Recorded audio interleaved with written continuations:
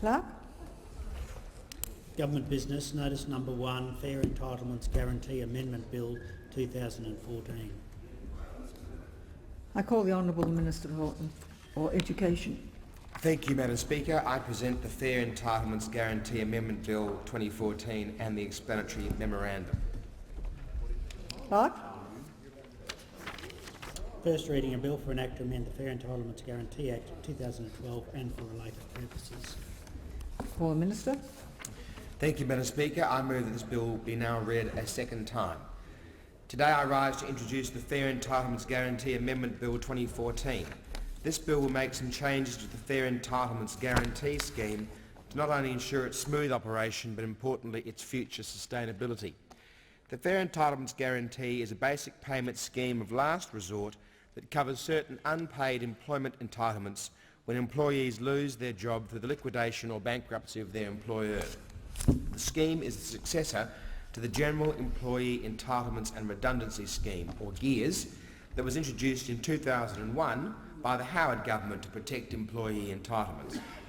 This government supports the Fair Entitlements Guarantee. After all, it was the Howard government that introduced protection for employees' entitlements, the first time any Commonwealth government had done so. The Fair Entitlements Guarantee provides protection for Australian workers who have earned and accrued entitlements.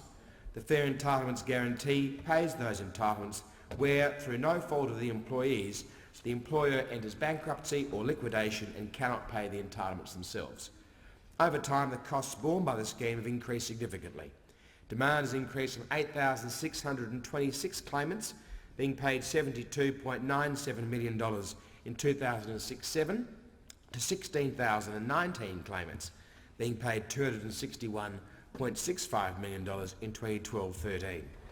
This trajectory of increase in the cost of the scheme is not sustainable. To ensure the future sustainability of the scheme, changes must be made. The Fair Entitlements Guarantee currently provides assistance for redundancy entitlements up to a maximum of 4 weeks redundancy pay per year of service with no cap on years of service. This level of protection is very generous by community standards.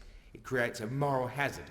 It provides an incentive for employers and unions to sign up to unsustainable redundancy entitlements, safe in the knowledge that if the company fails, the Fair Entitlements Guarantee and the Australian taxpayer will pay for it.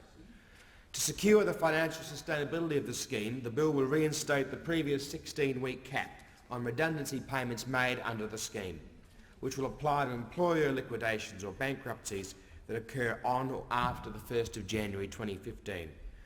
It's very important to note that capping the assistance for redundancy pay entitlements to a threshold of 16 weeks' pay will align redundancy payments under the Fair Entitlements Guarantee with the maximum amount payable under the National Employment Standards. As well as addressing financial sustainability, this amendment will also address the moral hazard that overly generous redundancy entitlements create. It will put beyond doubt that the accepted standard for redundancy pay is what is contained in the National Employment Standard, a maximum of 16 weeks' pay.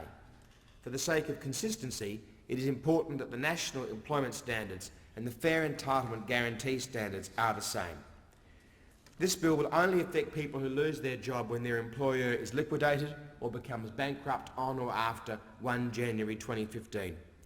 While the Fair Entitlements Guarantee payment for redundancy pay will not go beyond 16 weeks' pay, employees will still be able to pursue their employer for any remaining unpaid entitlements through the winding up process, which is what employees currently do for entitlements not covered by the Fair Entitlements Guarantee. Let me make it abundantly clear, Madam Speaker, the government is firmly of the belief that it is the responsibility of employers to meet the cost of their employees. This includes making adequate provision for redundancy pay when employees are made redundant. It is not the job of government and the Australian taxpayer to prop up particular businesses when they are failing or encourage employers to shirk their responsibilities. The government's job is to ensure the economy is as strong as possible and to provide a framework for business to succeed. This bill also progresses 3 technical amendments to the Fair Entitlements Guarantee legislation to clarify that a debt owed by a claimant for a particular entitlement can be offset proportionally against other entitlements payable to the claimant under the scheme if the debt exceeds the entitlement to which it relates. Amounts required to be withheld by law, such as pay-as-you-go taxation, will be deducted from payments when they are made to the claimant, and payments can be made to the estate of a deceased employee or claimant. The bill also amends the Act so that the issue of whether a person has reasonably pursued a debt owed by the employer is not a consideration for eligibility for any payment under the scheme. It is a matter that is dealt with when calculating the amount a claimant is owed. And it establishes arrangements for costs associated with appeals of decisions relating to the Fair Entitlements Guarantee to the Administrative Appeals Tribunal to be drawn from the special appropriation. This bill will allow the Fair Entitlements Guarantee to continue in a sustainable fashion. It will ensure that the national employment standards are consistent with the Fair Entitlements Guarantee. The government supports the Fair Entitlements Guarantee, and this bill ensures that it can continue to be supported. And I commend the bill to the House.